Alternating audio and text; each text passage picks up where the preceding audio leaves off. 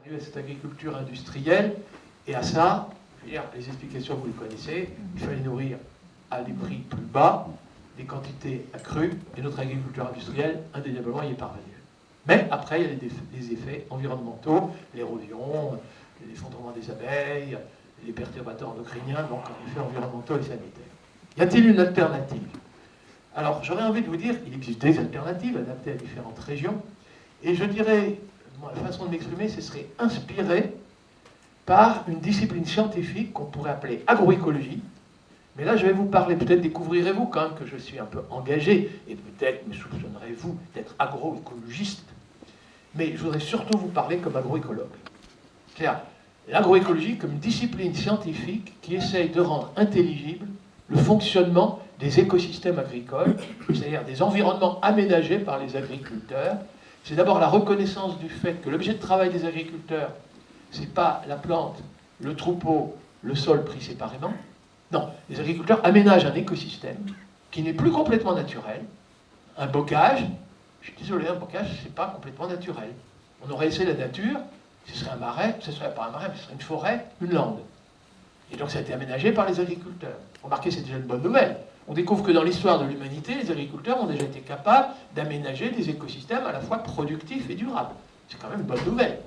Et donc le défi, dans le contexte du réchauffement climatique, et avec les enjeux qu'on a signalés tout à l'heure, ce sera effectivement productif et durable. Les deux à la fois. Aménager des écosystèmes sans préjudice pour les générations d'après. Alors, l'agroécologie, donc discipline qui essaie de rendre intelligible le fonctionnement de ces agroécosystèmes, et c'est en fonction de la compréhension qu'on a. Alors ça veut dire que toute technique agricole, par un vrai travail du sol, peut avoir un impact sur éventuellement des insectes auxiliaires ou des insectes ravageurs. Et évidemment, tout fongicide pour protéger une culture d'un champignon pathogène, vous allez voir, ça peut avoir des effets néfastes sur des champignons utiles du sol. Et si on ne veut pas voir ces interactions, et penser, il y a la variété améliorée, il y a la mauvaise herbe, je sais ce qui est bon, je sais ce qui est mauvais, et on reste dans le bréviaire et le catéchisme, alors là, je vais vous dire, là, de nouveau, on retombe. Donc, je pense que oui. Alors, vous allez voir, je pense que l'idée, elle est que des scientifiques peuvent parfaitement rencontrer des agriculteurs, des paysans, qui, eux, alors, par contre, ont les résultats de recherche empirique et d'innovation sur plusieurs décennies, que dis-je, sur plusieurs siècles, de sélection variétale, de sélection de races animales, de savoir-faire, qui étaient ceux des vieux, qui ont été parfois maintenus de génération en génération par des dictons, par des proverbes auxquels peut-être d'ailleurs le scientifique ne comprend rien du tout.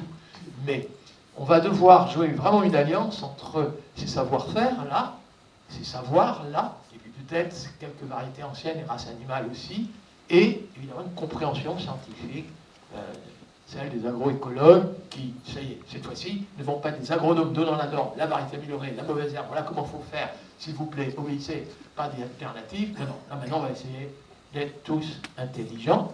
Alors, on l'était, mais collectivement je ne pense pas.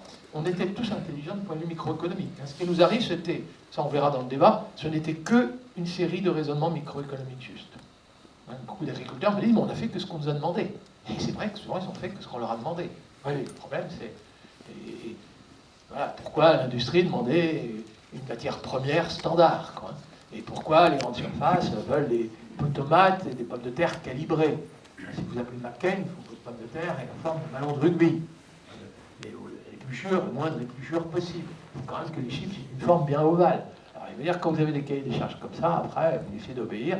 Le moindre défaut, des pénalités. Moi, ok, hein, il faudra être clair. Hein, on n'est pas en train de stigmatiser quiconque. Hein, vraiment, on est dans un système. C'est donc un système qu'il va falloir changer. C'est ça qui va rendre, évidemment, la transition. C'est une révolution agroécologique. C'est radical dans les orientations. Ce sera une transition parce que ça ne peut pas être un grand soir. Mais précisément parce que, comme c'est en transition, il faudra quand même qu'on commence très vite. Hein. Il faudra se donner les moyens de ne pas trop tarder. Il y a quand même urgence. Alors allons-y. Quelques motifs d'espoir. Ben d'abord, on l'oublie trop fréquemment, même si vous le savez tous, et c'est trop souvent oublié, l'énergie qu'on trouve dans notre alimentation, celle qu'on va ensuite dépenser au travail, on ne peut la dépenser au travail que si on la trouve dans l'alimentation, cette énergie qu'on trouve dans l'alimentation, d'où ça nous vient? De l'énergie solaire.